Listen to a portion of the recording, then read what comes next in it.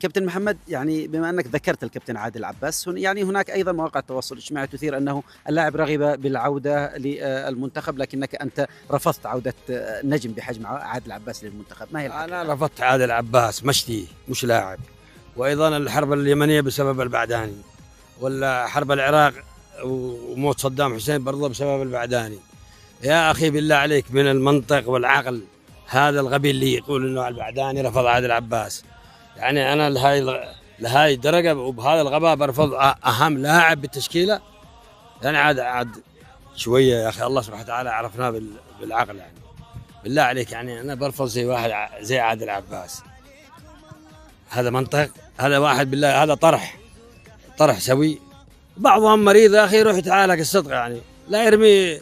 أنا البعداني قد سبب الحرب العالمية، الحرب اليمنية، ولحد الآن ما سدوا الساسة اليمنيين بسبب البعداني. جميل. سؤال أخير كابتن، الجماهير الرياضية يعني تعول عليكم كثيرا، سواء الجماهير المتواجدة